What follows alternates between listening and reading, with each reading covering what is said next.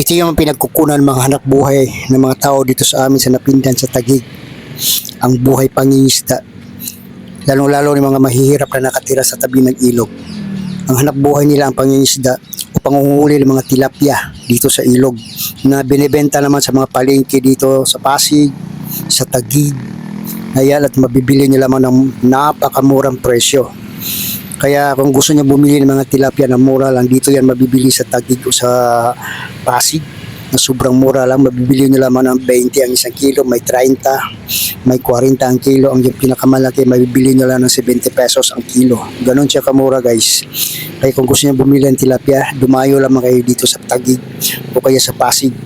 Marami kayo mapapagpipilian mga tilapia dito ng mga malalaki. Sobrang laki. Guys, ito ang mga hanap buhay ng mga tao dito sa amin sa Napindan o kaya sa Taguig o dito sa Pasig, ang panghuhuli ng mga isda ng mga tilapia dito sa ilog. Ayan guys, so nakikita niyo ang presyo niyan guys. So, ayan yung pinakamalaki nila guys, na medyo malaki siya ng 70 pesos ang kilo. Tapos yung medium naman 40 pesos ang kilo. Tapos yung maliliit mabibili mo lamang ng 30 pesos ang kilo. So ito ang mga inuulam ng mga medyo kapos sa buhay, medyo mga mahirap sa buhay, yung hirap talaga guys. Yan halos inuulam nila araw-araw. Dahil napakamura na at kayang-kaya ng budget.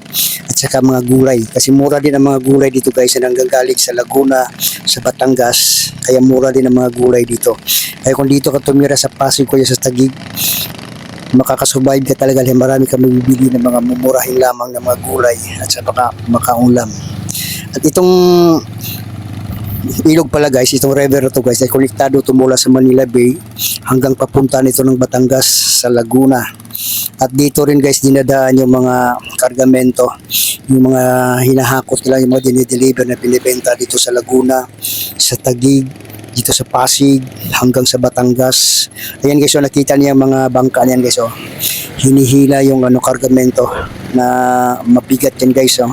Kasi punong-puno yan ng mga tuni-tuniladang mga kargamento, na kung ano-anong mga kargamento yan. Pero kadalasan yan guys mga ukay-ukay at saka mga damit na dadalhin doon sa Taytay palengke, dito sa Taytay bilihan ng mga mumurahing damit guys, mga murang damit doon mamibili-bili dyan sa sa Taytay, sa palengke ng Taytay. Ayan o, kita nyo guys o, hilang-hila niya yung kargamento. Napakabigat yan guys, kaya may umaalalay sa likod. Nakikita mo isang bangka din sa likod. Yan, nagtutulak yan, tinutulak din na tinutulungan niya yung naghihila. Kasi hindi kaya ng isang bangka lang guys, kasi sobrang puno yan. Tingnan mo, ang daming karga tuni-tunilada yan guys. Mga kung ano-ano yan mga guys ha. Nandyan na rin yung mga gamit sa hardwares, mga materialis.